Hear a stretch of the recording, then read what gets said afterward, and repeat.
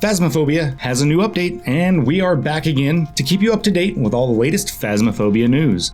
Hey guys, I'm Obi, and in today's video, we will be giving you all the information and walking you through the latest update for Phasmophobia. Hey, if you're new, consider subscribing to stay up to date with all the new content we have coming to the channel. Also, don't forget to leave us a like as it helps us grow and reach a broader audience, and we really do appreciate it. But with that out of the way, let's jump in.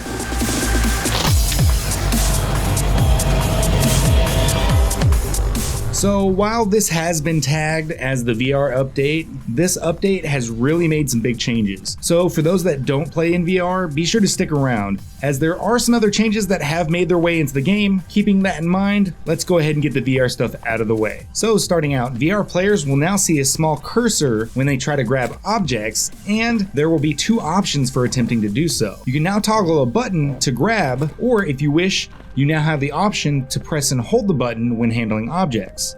The equipment belt and head camera slots in the truck will now show a highlighted area when attempting to slot something into them. That being said, the equipment belt has also received a facelift. A new VR seated mode has also been added, and for all the lefties out there, we've got some good news, as there is now a left-handed mode added for your convenience. Hand animations have also been improved upon, adding a greater depth of immersion, and you can now swap objects in your hands just by grabbing. Crouching can also be accomplished by pressing the right thumbstick in, or you can use the trackpad. If you have snap turning enabled, you can now quickly turn 180 degrees just by pressing it down. The Walkie-Talkie and Journal are going to be now placed inside the belt, making them easier to grab and use. And also really quick about the journal, you can now exclude ghost types from the evidence page. But moving on, the physics for throwing objects in VR has been improved so you can accurately throw objects. And if you wish to record or stream the game, a new smooth camera mode has been added to the options menu. Animations for walking have been tweaked in VR and for those in multiplayer. Oh, and eyelashes are now on your character when you're playing in VR and in standard, so I guess that's immersive. But to top it all off, OpenRX runtimes are now supported for things like Oculus and mixed reality Portal, so on and so forth. But now that all the VR stuff is out of the way, let's go ahead and push over to some of the major changes the game has to offer. Let's talk about hiding places. If you've been playing the game for a while, you probably know the door trick. Kinetic Games has removed this from the game entirely. While they have admitted using this trick themselves, they thought it was kind of immersive breaking and really just disrupts the flow and feel of the game. But Ghosts will now check behind all doors, so use that trick at your own risk. But that being said, they have changed some hiding spots to make them more accessible, and even added a few new ones, but I think we'll leave that for you to figure out. Specific spots will be blocked at times, but others will be available. So this has been set in place so that way when you start a match, you actually have to go out and scout these locations for hiding spots during your setup phase. However, just like before, hiding spots will be based on difficulty, and you'll notice some newer hiding spots that have been added, like door flaps at the Maple Lodge site that kind of act like lockers. Also, you'll probably notice that a fair bit of the doors and objects and even some walls have been changed to remove unintended hiding spots. But to top it all off, the Willow Street House has had some major changes to help make hiding spots more consistent. Oh, and quick note, when hiding in a locker, they now have little peepholes so you can actually see what's happening outside.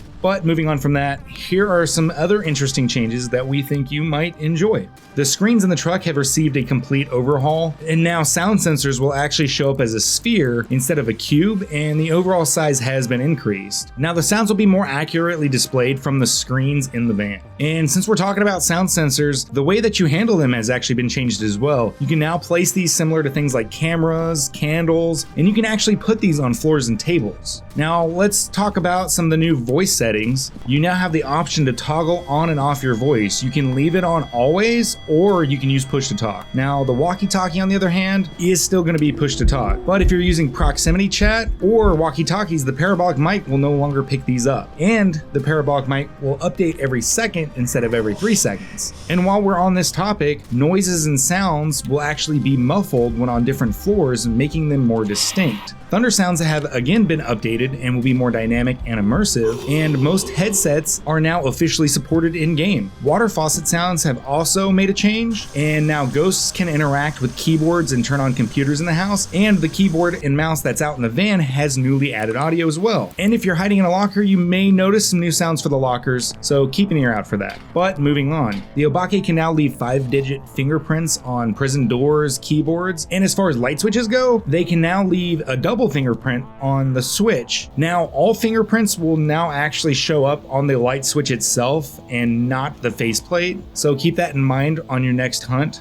And you'll also notice a few new lights kind of spread around different maps, such as there's a light that has been added to the Edgefield basement, and for the campsite, there's a light that's been added to the cleaning closet behind the bathrooms. Also, if you're inside the school or prison, fingerprints can now be found on the bathroom stalls, and that's something that we've been hoping for a long time. But a quick side note, a good bit of the light switches in different locations have been moved, so again, keep your eyes out for that. If you've been playing the game for a while, you're probably familiar with light bleeding through from one room to another. Well, some of these have been fixed, but we have noticed that this issue still persists in some areas.